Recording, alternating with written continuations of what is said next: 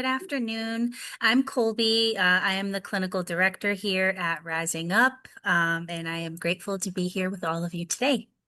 Thank you. Colby's going to actually help us with the experiential aspects of our program today, so I'm really excited about that. And then Dawn is our senior case manager. You can give a little wave. She's fabulous. She's a bridge to all of the providers in the community that we work with, and our patients absolutely love her. They don't have to do appointments with her, but they always want to. It's adorable. So Dawn's wonderful. So with that said, let us begin. So, let someone else right into the room, please. Sorry about that. So today we're actually talking about loving someone who is struggling with addiction. Maybe it's alcoholism. It could be another kind. There's debtors, gambling, pornography. There's so many types of addictions out there nowadays. Could be anything, really. And how do you take care of yourself? And how does that impact you from the lens of grief and loss? And that's what we're going to be talking about today. So, first and foremost, thank you, thank you, thank you for being here today. If you are supporting someone who's struggling with addiction, there's a good chance that you've been carrying a lot, far more than people realize. And this workshop isn't about fixing them. Okay. This is about understanding the emotional and nervous system impact of loving someone who is in the midst of an addiction and learning ways to support yourself with more steadiness, more compassion, and more grounding. So important. You are welcome to participate quietly. We're not going to talk about a lot of our personal stuff while the camera is on. Take a break if you need it. There is no pressure to share, even at the end when our cameras are off or our recording is done. This is supposed to be an educational and supportive space, not group therapy. So, no pressure around that. And I know we'll all treat each other respectfully and kindly. I'm not concerned about that at all. So Kolby is going to start us off with an arrival exercise. Thank you, Kolby. Yeah, thank you. All right, everyone. So I invite you to just take a moment to arrive, and you can do that by feeling your feet on the floor. I like to place my hand on my heart. You don't have to do that, but if that feels good, I like to feel the temperature on my skin. And when you're here, maybe you just take one deeper breath. So a nice deep inhale through the nose, and maybe sigh it out.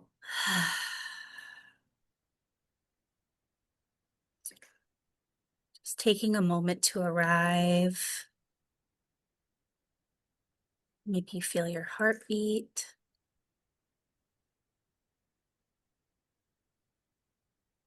Mm. And then just maybe take a look around the room and just find one thing that you can see. Maybe it's pleasing to the eye or gives you a sense of comfort or makes you smile. And just take that in.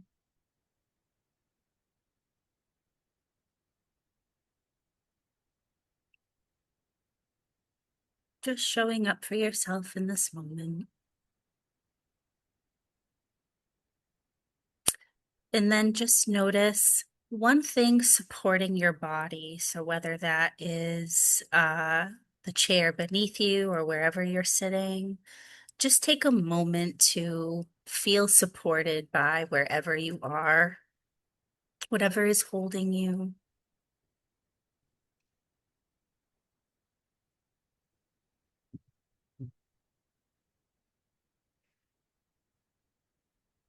And then when you're ready, you can shift your attention back.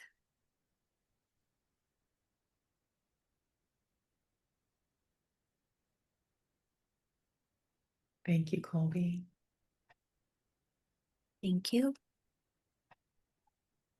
So, we're going to start by talking about the grief that nobody really talks about and trying to understand that. There's disenfranchised grief, ambiguous loss, anticipatory grief, and then a grief that feels like a chronic uncertainty that ultimately leads to nervous system exhaustion. So, disenfranchised grief is real and it's painful. It's not always recognized or understood by the world because people may rally around you after you've actually had the death of a person in your life. But there are very few spaces that acknowledge the heartbreak of losing someone who is still here and simultaneously watching them struggle, disappear, relapse, or change. Ambiguous loss is that experience of physically having someone here, but emotionally feeling like you're losing pieces of them or your relationship as you knew it. Sometimes you catch glimpses of the person that you know and love, and other times the addiction seems to take over. And that creates a tremendous amount of confusion, sadness, and emotional disorientation. Anticipatory grief is a quiet fear that many people carry inside of them that something terrible could happen. A late night phone call, an overdose, an accident, or an arrest.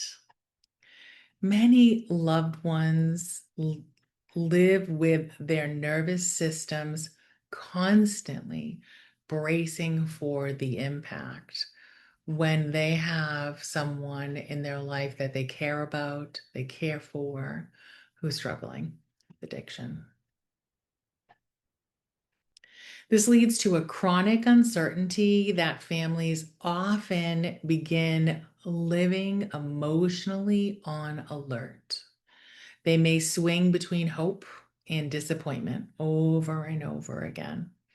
One week might be a good week and feel incredibly hopeful, and then there's a setback, and it just feels devastating. And that emotional roller coaster can be exhausting.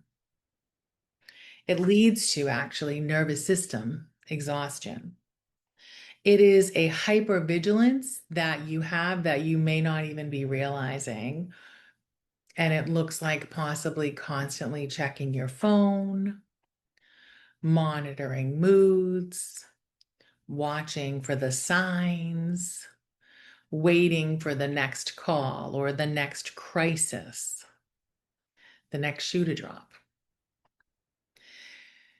What happens is your body starts adapting to this dysregulation, this unpredictability, and you rewire your nervous system.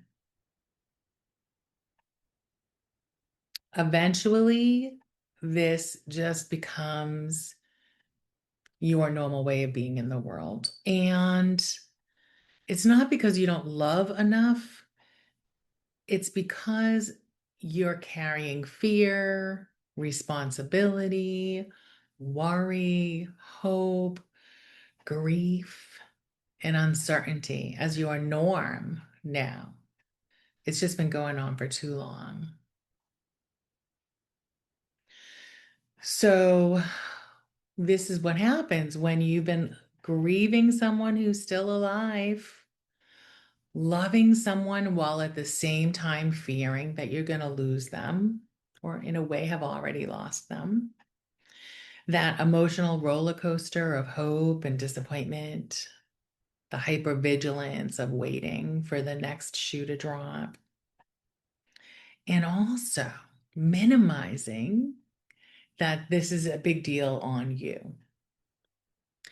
Many people who love someone struggling with addiction experience a form of grief that is very difficult to explain while others are alive still. And you can think about what you can identify with. Is it anticipatory? Is it disenfranchised grief? Is it waiting for the shoe to drop with that hypervigilance? You may find yourself grieving the relationship you once had, grieving the lost trust, grieving the changes in personality, grieving the unpredictability that addiction can bring into a family system. There may be moments where you do see your person very clearly, and then other moments where they're lost to you again. That's heartbreaking and it's confusing. And at the same time, many loved ones are living with fear while they're still deeply loving this person. It's that constant hope and fear and tension that recalibrate your nervous system and create that emotional roller coaster that so many people describe. And then all of a sudden, you're just on that roller coaster all the time, and you're hyper vigilant, waiting for the ups and the downs, for the next call, for the next accident. One thing I see often is that family members, just like yourself, just like I once was, they tell themselves they're the ones who are struggling. I'm not struggling. I should be able to handle this. I don't have the right to be overwhelmed. But loving someone through addiction really does affect the whole family, mentally, physically, and spiritually. And today, I want you to really understand that your pain matters. Your exhaustion matters. And supporting yourself is not abandoning the person you love. It's part of surviving something that's incredibly difficult. So many, if not most of you, are living in a constant state of emotionally bracing. I want you to think about that. And I want you to think about what I've talked about and what resonates with you. What can you identify with? Because I want to talk about the nervous system now. This is a simple brain body education, and it's what happens when you're living the way I just described. One thing that's important to understand is that when people are living with ongoing stress and unpredictability and fear, especially over long periods of time, the brain and the nervous system start to adapt for survival. Many loved ones of people struggling with addiction are not just emotionally stressed, their nervous systems are chronically activated.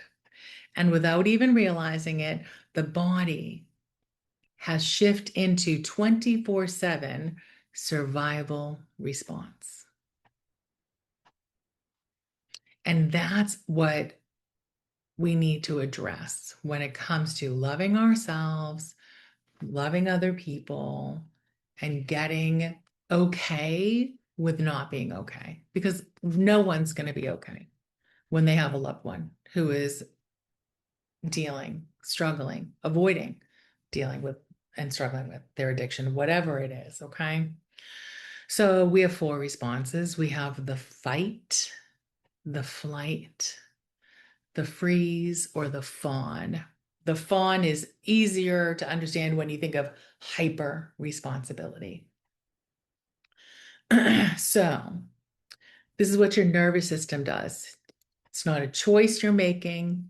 It's not a decision you're making. It's not on a conscious level. I want you to think about your heart beating right now. What are you doing to make your heart beat? Nothing really, right? Your heart's doing it. It's just doing its thing. So isn't your nervous system. Okay.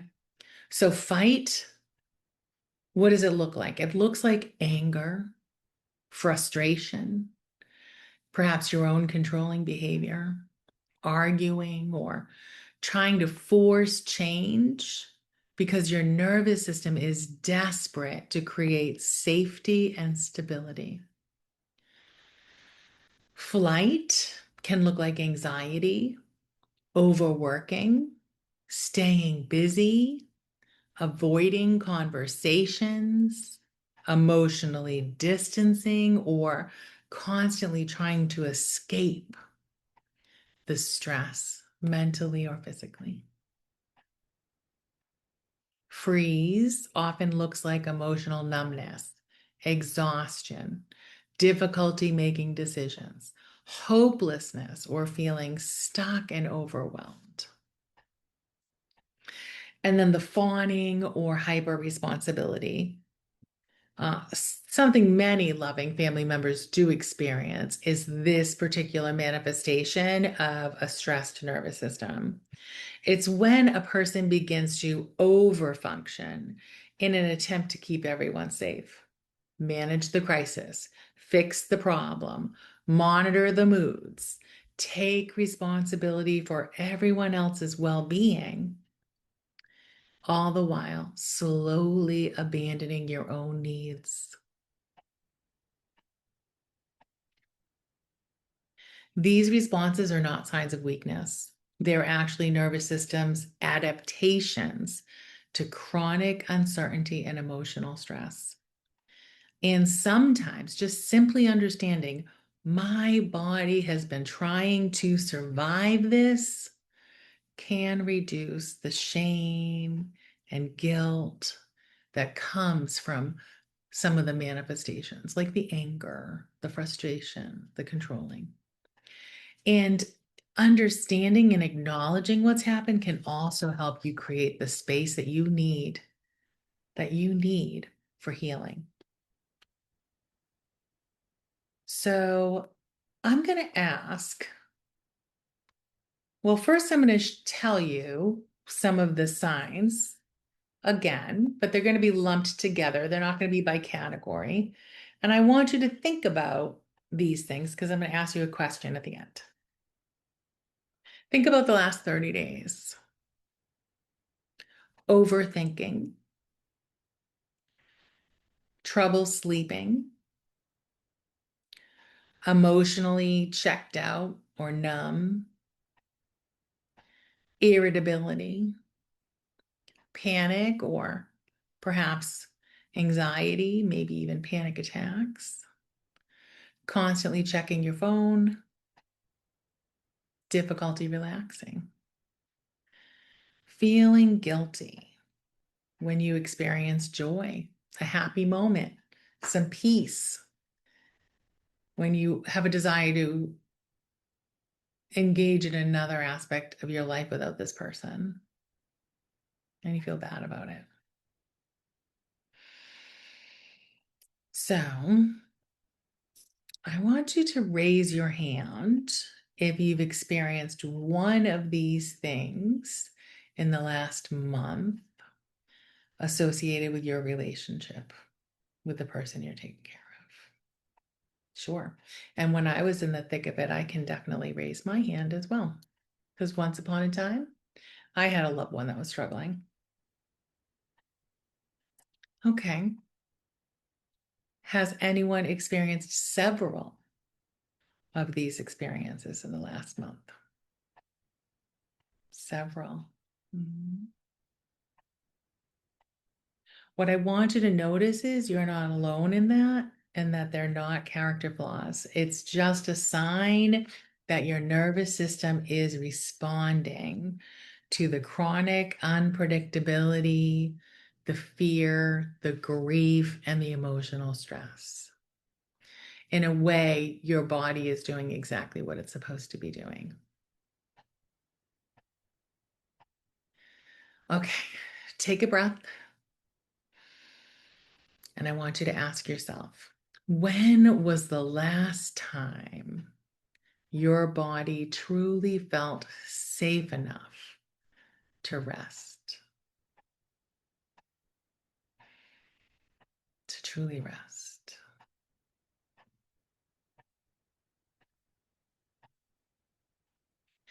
That question tends to land pretty deeply when I'm having these conversations because many people don't even realize that they've been in survival mode for so long that they've even forgotten how to rest.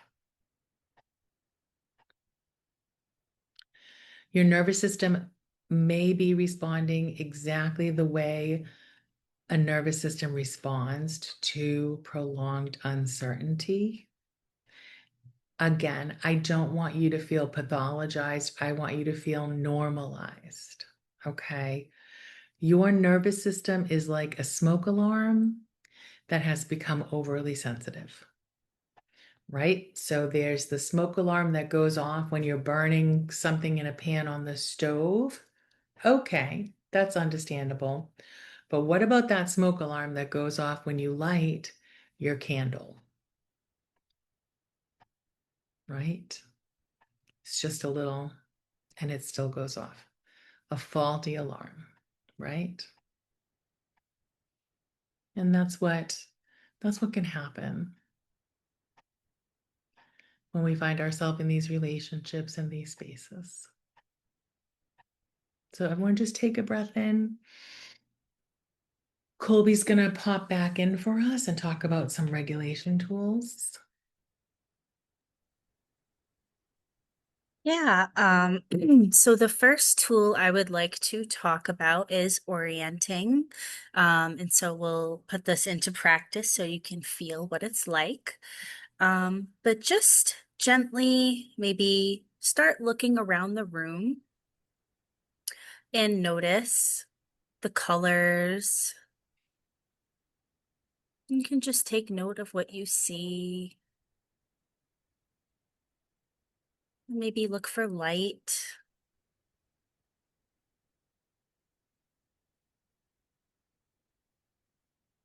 Safe or neutral objects,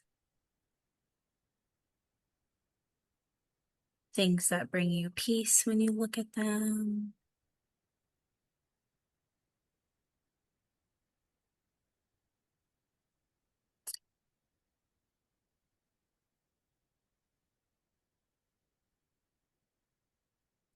Orienting helps remind the nervous system that this moment, right here and now, is different from the fear that your body may be carrying.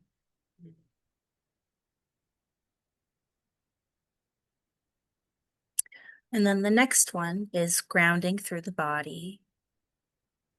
And so, again, maybe press your feet into the floor and just feel the sensation of what that's like. Maybe press your hands together.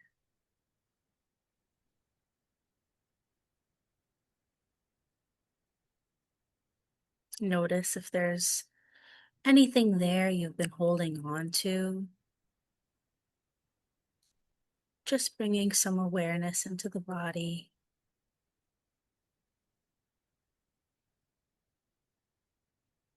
And then take a nice deep inhale through the nose.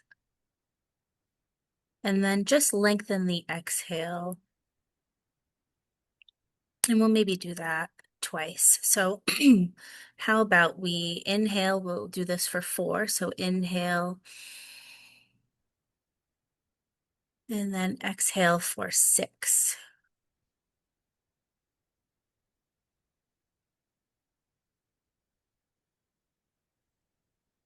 Regulating the nervous system starts in the body, not just in how we think or thinking about it.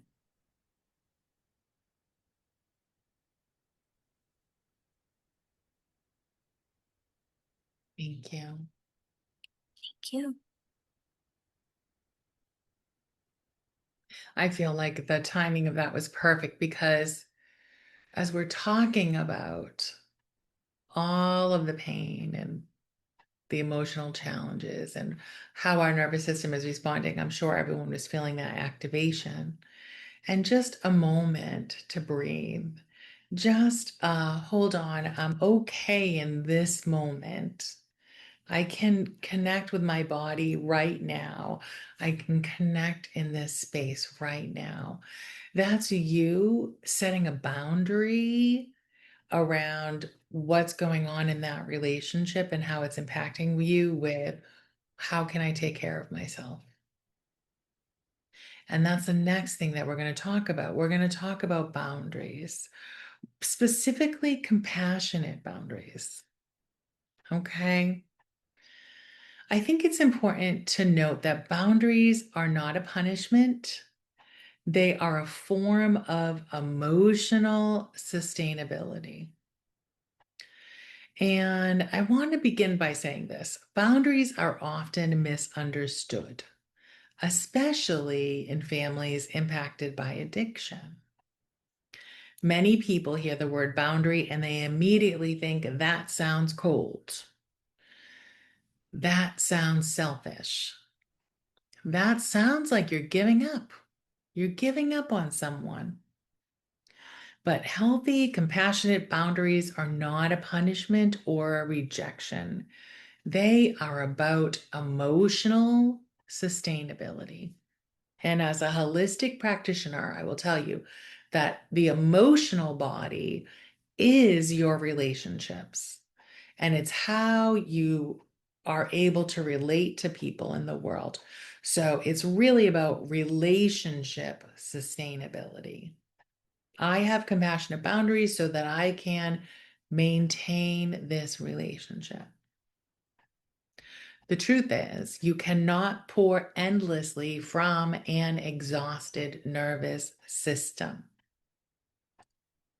One of the most important distinctions to understand is the difference between supporting someone and rescuing someone. Okay. Support says, I love you. I care about you. I want healing for you. And I will encourage you to make healthy choices. Rescuing often happens when fear takes over. And that dialogue can sound like, I can fix this. I can clean this up. I'll absorb the consequences. I'll make the sacrifices to keep everything from falling apart. And many loving people slide into rescuing, not because they're weak, because they're terrified. Terrified of losing their person, terrified of what might happen to them, terrified of being helpless or powerless. But over time, rescuing can create incredible, profound burnout, resentment, anxiety, hypervigilance, and emotional/relationship exhaustion. Boundaries help interrupt that cycle. And they are not walls. Don't imagine that a boundary is a wall. Think of it as clarity. For instance, we just did those exercises. We created a space to give ourselves clarity. We didn't put a wall between each other when we did that together. We gave ourselves clarity to bring us back into the here and now, back into this space, back into what we're doing here. And it recentered us, it regrounded us, right? Boundaries help us define what is mine I carry and what is not mine I do not carry. And a compassionate boundary might sound like, I love you and I cannot give you money right now. I care about you deeply and I will not stay in this conversation while you're screaming at me. I will support your treatment and your recovery efforts, but I cannot sacrifice my own mental health trying to control your decisions. Boundaries protect the relationship from becoming entirely consumed by fear, chaos, and survival mode. And it helps give you the space to reset that nervous system. Something really important does happen when people begin setting healthier boundaries. Their nervous system really does start to calm down because your body no longer feels solely responsible for managing another person's life. Let me say that again. Your body, when you have compassionate boundaries, no longer feels responsible for managing another person's life.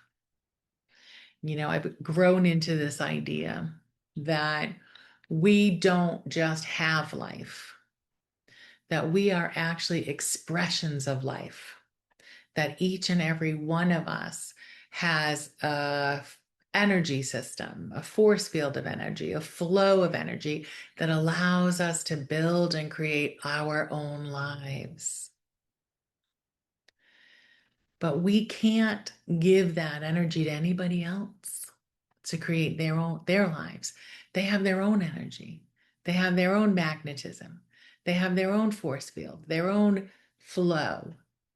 And when we try to live someone else's life for them, make choices for them, control, right? Damage control, it just taxes our system.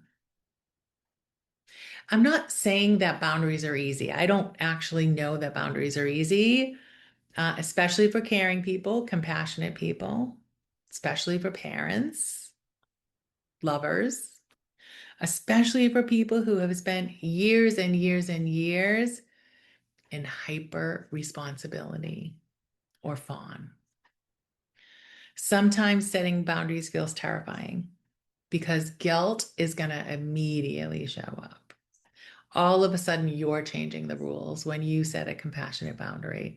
How is that going to impact everyone around you? We're not entirely sure, but I can guarantee you that if you change how you respond, it is definitely going to have to impact the people around you.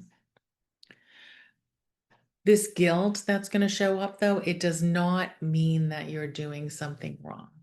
Sometimes guilt just means that you're doing something differently. And I want to offer this phrase to you because I think it matters deeply. Boundaries are not punishment. They are a form of emotional relationship sustainability. You are allowed to love someone fiercely without abandoning yourself in the process. And today is about understanding how your body's responding, why it's responding that way, normalizing, yeah, like your body is surviving and it's doing exactly what it should be doing. And now you have knowledge to understand that you too are worthy and you too get to heal. And so our encouragement to you is do that healing by addressing your nervous system, by addressing your trauma response, fight, flight, fear, or fawn, hyperresponsibility, and set compassionate boundaries in your life so that you can do the things you need to do to take care of you. And in the end, that is also going to take care of the people that you love that are struggling right now.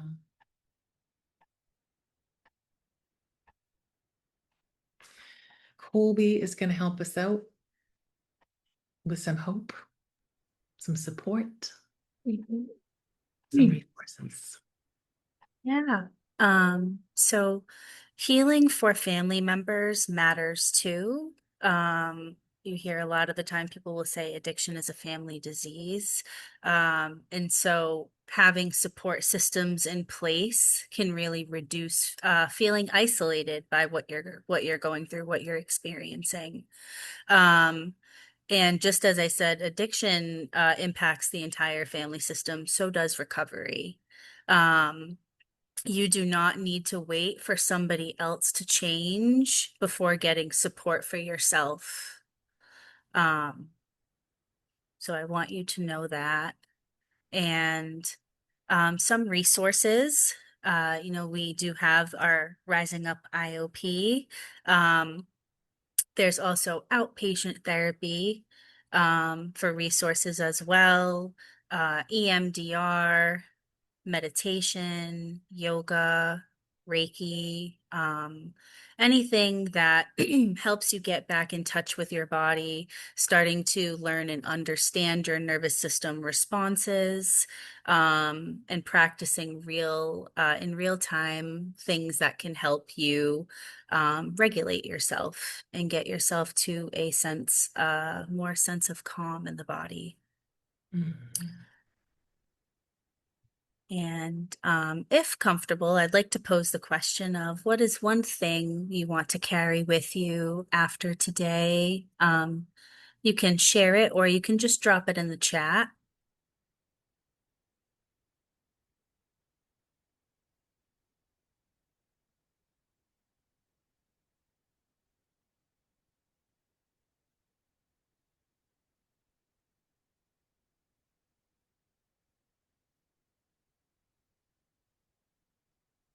We do have past YouTubes.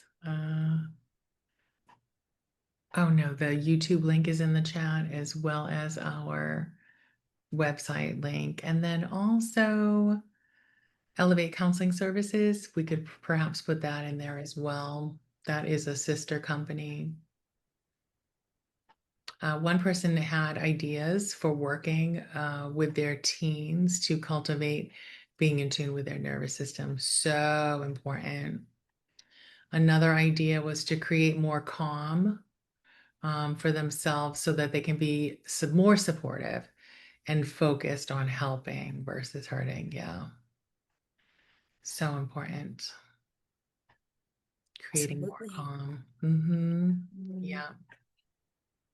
yeah. And feel free if you personally don't need an IOP to give us a ring anyways, to go onto the website, fill out the contact form. Dawn has lots of resources available, Reiki, red light therapy, acupressure, acupuncture, nutritionists, like all sorts of people that can really help get you on a holistic healing path. If perhaps that is a route that would work better for you than a clinical route or a mental health route. And trauma-informed yoga is big right Mm, now. Big, big, big, mhm, right? Colby, you were saying that you did a class recently where you were talking about where we are holding trauma in the body and what are different positions that we can hold to help mhm. release the trauma. Yeah, can you talk a little bit about those positions Sure. to let people know? Yeah, so there is one called very widely known in the yoga community as child's pose.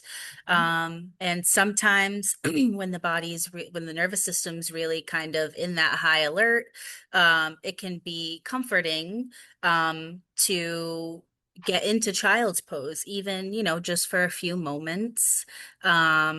And to just reconnect to the body, reconnect to the breath, reconnect to the present moment. Um, so that is one that is Big. very easy, very accessible. I love child's pose. I love to recommend that one. The other one is pigeon pose. And that one is more focused on the hips because we tend to store trauma in the hips. And so even a few minutes, if you're someone who enjoys stretching, enjoys movement, um, sitting in pigeon pose, one on each side. So each leg, you do each leg one side to be balanced. Mhm. Um, sitting in that for a few minutes can really release some tension and can really kind of get things moving. Some people say that they notice emotions coming up when they're in pigeon pose, just because it tends to target that area of the body where we hold on to a lot. Um, so Wonderful, wonderful. yeah, I'm yeah. big on the butterfly hug. Just give yourself Hmm. a hug. Give yourself a hug and just alternate your tapping. This stimulates the right and left sides of the brain, and it really helps balance out some of that chemistry that can start that flight or fight and kick it in. So I always feel like that feels wonderful too. That can happen in a pinch, right? I love that one. Yeah. Also, really good for if you're someone who overthinks. They say that just the sensation of your fingers on your skin during the butterfly tap. Sometimes I like to have my fingers touch my collarbones when I do it to feel my skin. And that alone, they say, reduces circular thinking. So if you are someone who is in your head, that can be a really nice way to kind of come back into the body and ground yourself. Thank you, Love it. Leanne. Love it. No, thank you, honey. Do you want to do like a grounding exercise for us? And then we'll shut the recording off. And if anyone has anything they want to say, we'd be happy to talk. Mm-hmm. Yep, yep. So again, just uh coming back into the moment, maybe press your feet into the floor again, just feeling that ground beneath you. Maybe you place a hand on your chest, taking a nice deep inhale and a long exhale out.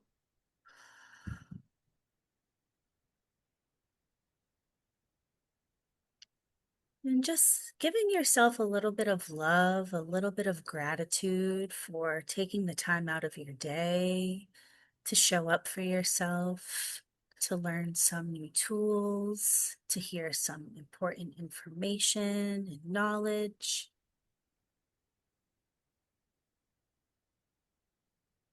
And just maybe silently thank yourself for doing that.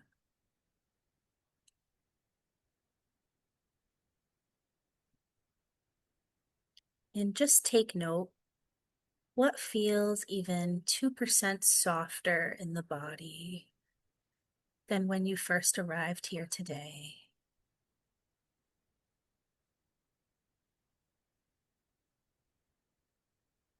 And if no one has told you lately, supporting someone through addiction can be deeply painful and deeply exhausting. Your grief is real. Your nervous system responses make sense. And your well being matters too. Thank you so much for spending this time with us today.